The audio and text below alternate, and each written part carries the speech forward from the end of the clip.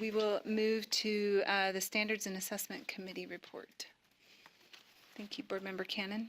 I think we approved the wrong one. It was E. Lorraine. Thank you.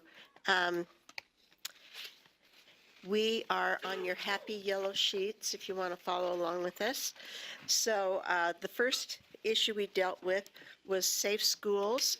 So in the 2014 session, a bill was passed that required the board, in partnership with the Department of Human Services, to approve instructional materials for child sexual abuse prevention. We have done that, and Safe Schools is a new provider that has come to us, and they have been approved after looking into what they will provide. And so they were brought before our committee. Our committee moves that, well, our committee approved them, and we move that the board approve the addition of Safe Schools as a provider for child sexual abuse prevention instructional materials. Okay. The motion before us is to approve the addition of Safe Schools as a provider for sexual abuse prevention instructional materials. Is there any discussion to that motion? Okay, all in favor? Aye. Any opposed? We need to make sure we have We have 8. everyone participate on Yeah. the vote. Oh, okay. Sorry. Sorry to interrupt. Okay. Thank you. Be quiet. I want to restate. Okay, so I'm going to restate the motion. Let's make sure that, 1, 2, let's get until Lorraine gets back. Let's pause for a moment. okay.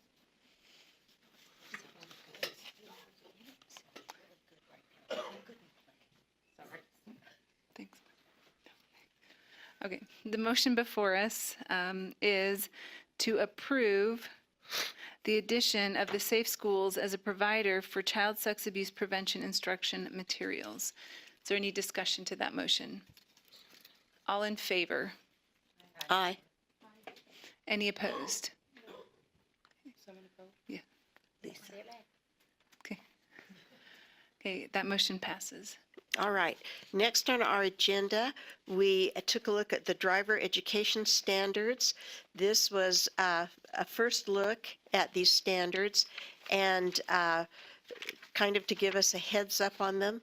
One thing was brought out in the discussion that I thought was wonderful. Utah's graduated driver's license law passed in 1999, and according to the Utah Department of Health, there has been a 62% decrease in the fatalities of teens age 15 to 17 since we enacted that law. So Troy Nordic presented them to us, and we approved them for review, and the writing committee is going to bring them back to us for an official vote in tomorrow's meeting. So there was no action for the board on that one. Next, we had in our committee the discussion about how to deal with holding alternative schools accountable. The information was presented to us. You have heard more about that presentation today. The committee did give options and directives for the staff. I understand that the staff met 3 times during the month to look at those, and the results of that were presented to you in the ESSA presentation earlier this morning. So that was an information item, and there's no motion for the board. Oh, I should say one thing that was, I thought, outstanding there.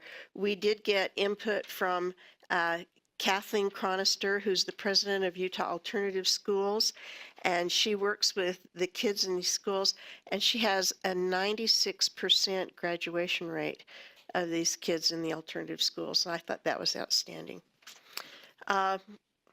Next on our agenda was the KEEP entry performance. KEEP stands for Kindergarten Entry and Exit Profile. So our kindergartens this year had an entrance test for kindergarten. It was done on a one-to-one basis. They will do the exit exam as in small groups. The kids performed 62% in literacy, 72.5% in numeracy, which pretty well matches what the DIBELS assessment data is. We had 97% participation, and that was just a receiving the report on the part of the committee. There is no motion for the board. The committee discussed R277-610, which is release time classes. This rule came to us for its 5-year review. There were no substantive changes to this rule, and so the committee approved this rule on first reading, and we move that the board approve R277-610 on second and final reading.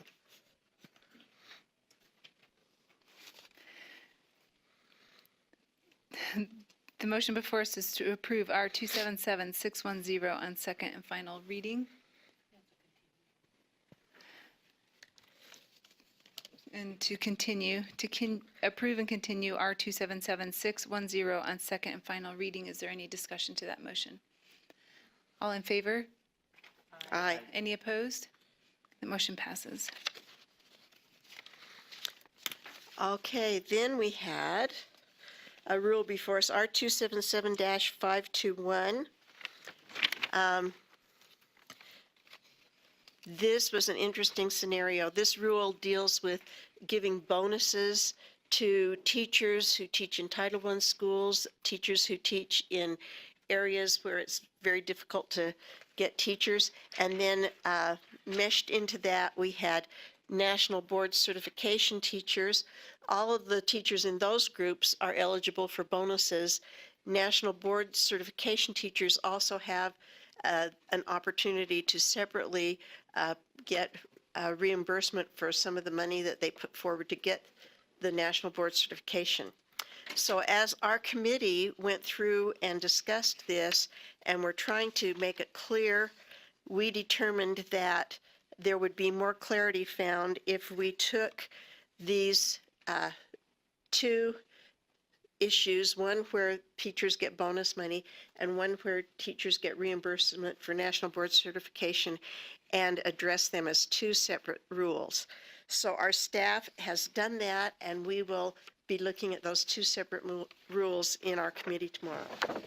No motion for the board. The committee received an underage drinking prevention advisory council information. It looks like they're going to have a bill file in this legislative session where they will recommend to legislators that they remove the word presentation from the bill. The bill, currently they're required to have like a one-time presentation, and the feeling is they would like something larger and longer lasting than that to educate these kids on underage drinking. So we received that report, and there's no action for the board. The last kind of sad report we got was on school counselors. So we do not do very well with student counselors. I think some time ago they passed something that said everyone would have a ratio of 1 to 350, and some of our districts and LEAs have not been able to meet that. They wanted information from the board on what to do with these LEAs that are not in compliance. We need the counselors. The money is just not there to fund them at an appropriate level. The national ratio of counselors to students is 1 to 250. In Utah, elementary counselors serve a ratio of 1 to 2,005, and that's just based on those who have an elementary counselor. If they don't have a counselor, we didn't even add it to the denominator, so you can see there's a vast need for that kind of counseling help in our schools. So we received the report, and there wanted you to be aware of what the situation is, but there's no further action for the board. Board Member Hanson? I was a little concerned about this report because I think this is the fourth one I've seen, and it's the same offenders every time that are the same. You know, there are districts that seem to find out that they're on the wrong side of this, and then they fix it. But I asked Lillian for the data, and there are 5 that are out of compliance every single year. And so, while yes, I know money's tight, the other districts seem to be able to find a way, but these 5 are consistently out of compliance. So my question is, what do we do when they're out of compliance? Can we ask Lillian to come up for a minute? She knows I'm going to ask her.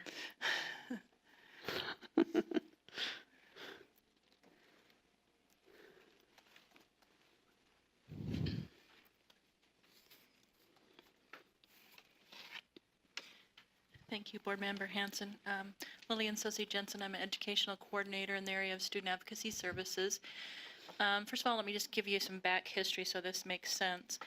At the time, and we've heard this board rule since this time, at the time that the right in there in the board rule that talked about the ratio plan itself and trying to get the counselor ratio from 1 to 350 was a time when there was really low educational funding.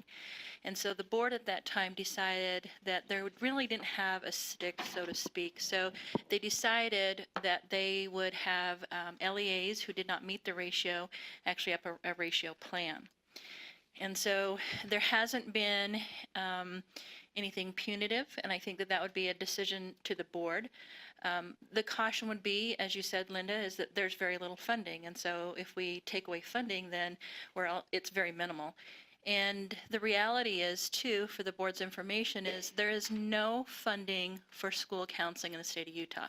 The funding that we are talking about is actually CT add-on funding that is intent for career literacy and career development in the individual career planning piece.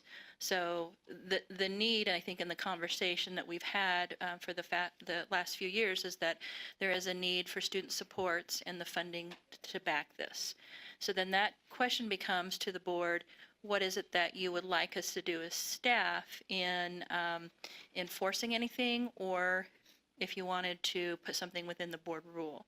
Now, when you talk about the 5 LEAs that in the last 4 years that have consistently been out of compliance, sometimes, I mean, and there's always a backstory, so I want to make sure that I'm very clear that, you know, there's a story behind some of these, is that one of the districts in itself is a K-12 implementation, meaning that even though the elementary school counselors are not required, they actually have elementary school counselors. And so that's why their ratio is really high. And so the conversation with them has been, well, what do you want us to do? If we were in compliance with ratio, that would take away elementary counselors in their LEA, which we don't want that to happen either. So again, and there's some other cases where maybe there does need to be a stick, and that's a conversation and direction that we need from board members. Thank you, Board Member Cannon, for your report. We'll move to the Finance Committee. Oh, sorry. Board Member Reeby. I find this so distressing, and I hope we can do better for our kids. The rate of suicide is increasing, and to the age of 10. 10 is definitely elementary school. My concern is that, you know, in elementary school, these are when these problems start, and then they are just exasperated when they go to middle school. To think that we can put off mental illness or put off feelings of suicidal tendencies until they get to middle school, where we have this resource available at a higher rate, is insane. So this is gravely concerning. I work in a school that we share 2 different social workers and psychologists, and so there is no relationship with our social worker and our psychologist. When these kids have turmoil, they sometimes have the person that they feel comfortable with there, and sometimes they don't. And for a kid in turmoil, not to have someone that they trust outside of the teacher is scary to me. Um, I, I think that we are doing a disservice to our students if we don't provide them with relationships on a consistent basis so that they know that there's a port in the storm every day or every other day at the least. It's very, very sad to me that these kids have to deal with all these pressures and without anyone to talk to. So I hope we can continue to work on these wraparound services to help our students. Can I ask one more question? Chair Huntsman and then Board Member Hanson. Thank you, Vice Chair. You know, you say, what do we do with this report? And we get this report, and the decision makers when it comes to counseling right now is back onto the LEAs. And so one thing that I'm not sure if we've done this, and if we haven't, maybe we should, let's get this report in the hands of the decision makers. That's not just the superintendents or on the administrative side. Let's get it to those that govern and get it before the LEA's board chairs. And then they get this, we're helping them make an informed decision, and then they make decisions every year on how they're going to staff and what's important and what's in compliance. I would not be surprised if a lot of boards don't even know about this compliance issue or what's even relevant here. And so I guess my question is, do we send this down to the LEAs? And not to the LEAs, board to the chairs? To the boards, the local board of education, yes. correct? I think that's a great direction to go. I know that there are some of those boards who have those discussions. Case in point, last year when we gave this report, there was a board member from Jordan School District. And Jordan School District was one of the districts that had followed this report historically. And about 4 years ago, they were out of ratio and they ended up hiring 14 additional counselors in their LEA based on that communication with their board. So I think that would be a good avenue to pursue. Follow up? Sure. So with that, do we need a motion to send that communication to, it should be, okay. Board Member Hanson. So, that was part of my question. That's a great idea, Mark. And I'm wondering, the ratio plan is in a rule, is it not? And is it working? Is a ratio plan working? Tell me that. Or do we need something else? Do we need to put this in rule that we send it out to the board chairs every year? Or is the ratio plan working? Do we need to look at that rule again is my question. I think that would be up to the board members to decide that. I wouldn't want to make a judgment call. When I look at it historically, what happens is growth. So an example would be Alpine School District. They have been out of compliance for the last 5 years, but it's also a district that is incurring growth. So when they open up new schools, they hire more counselors, but it keeps them at the status quo. So I think there's some factors in there. I think maybe where you're going is what else do we need to do besides informing the local boards about what their ratio plans are, is what decision you might want to have as the state board that maybe empowers, enforces, or helps support our students better. Thank you. Thank you, Lillian. Okay. Thank you.